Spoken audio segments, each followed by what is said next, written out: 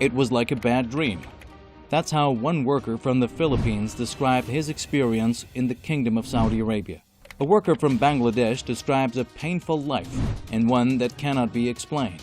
A rural woman from India, whose son was beheaded in a secret trial in the kingdom, says, "We have no more tears. Our tears have all dried up." This is just a snapshot of the pain and misery faced by millions of migrant workers in the kingdom every day. By any standard, Saudi Arabia's treatment of its low-skilled and unskilled migrant workforce is abysmal. And by most accounts, it is actually getting worse. Okay.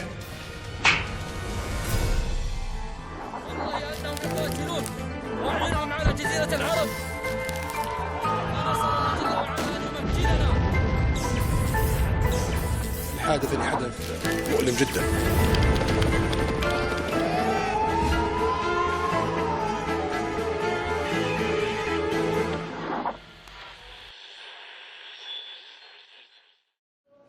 Migrant workers don't only have to endure the indignity of appalling work conditions and the lack of rights which underpin their circumstances, but they're also periodically subjected to mass deportation and expulsions, often on the spurious grounds of being undocumented. In the last major wave of mass expulsions, in 2014 and 2015, more than 500,000 migrant workers were expelled, but only after enduring detention, beatings, and torture. Fact check 1. How dangerous could Saudi Arabia be for foreign workers? In the first half of 2019, 122 people were executed in Saudi Arabia, out of which 57 were foreign workers. Over the past decade or so, Saudi Arabia has executed many foreign workers.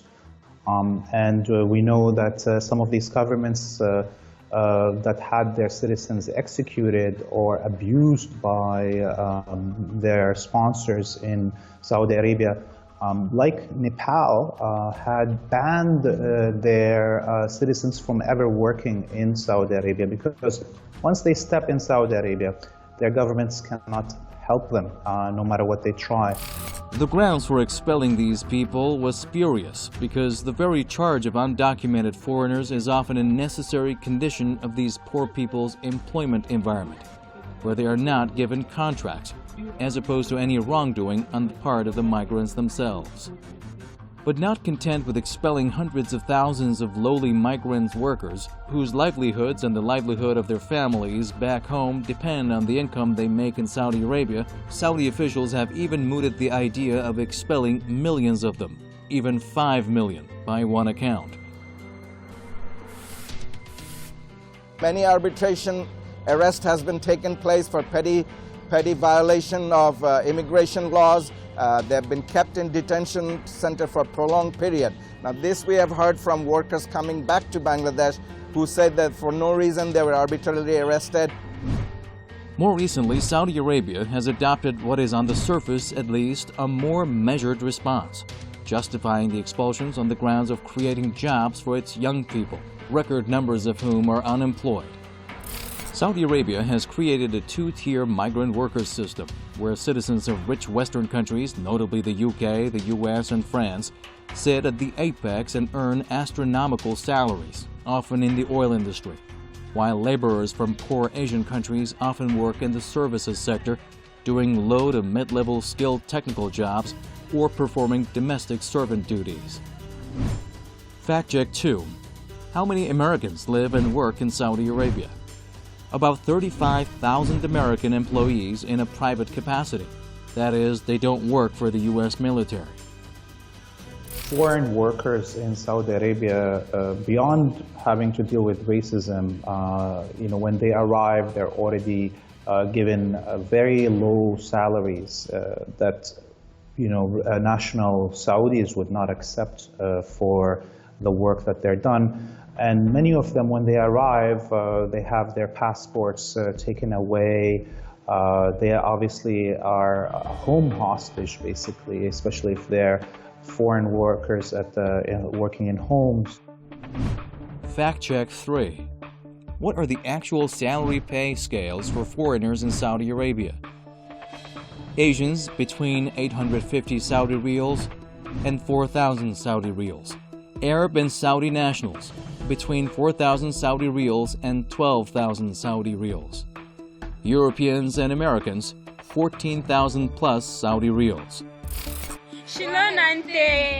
Beyond salaries and working and living conditions, Asian migrant workers are often subjected to abuse, and in the case of female workers, sexual abuse.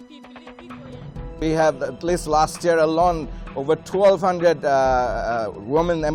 maid servants who were employed as domestic workers in Saudi Arabia returned to Bangladesh. Now, local human rights organization interviewed about 200 of them, and out of them at least 60% said that they had been abused physically, mentally, and at least 14% that they were sexually molested or abused.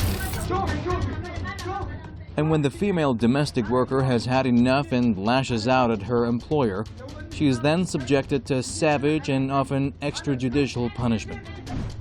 Take the case of the Filipino worker who was tied to a tree by her Saudi employer as a punishment. Saudi citizens, mainly males, view foreign workers, female foreign workers from the Philippines and other countries. They view them as their sex slaves, that they are, they view it in a context of, here I am, I'm paying for this person's living, they're in my house, I have their passport, therefore I have the right to do whatever I want to with them. And this is a very disgusting situation.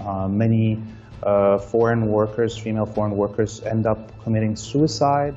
But often the abuse is less dramatic and more insidious.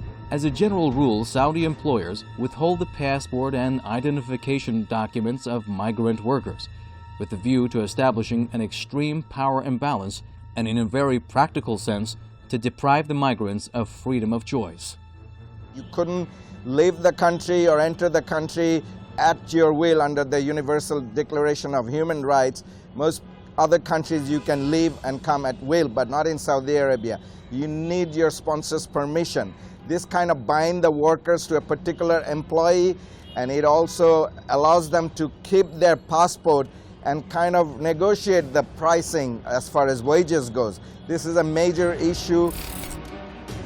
Although Saudi Arabia has amended the law to prevent this abuse, there is widespread consensus that this is merely a formality, and that in practice, employers continue to withhold the documents of their workers with impunity.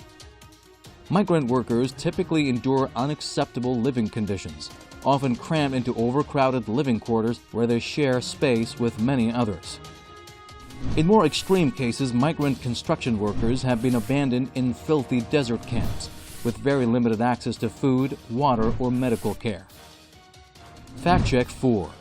Which South Asian country has the highest and most abused number of domestic workers in Saudi Arabia? Sri Lanka, with about 600,000 workers in Saudi Arabia. Asian migrant workers also face abuse at the hands of the Saudi state and its myriad religious judicial bodies.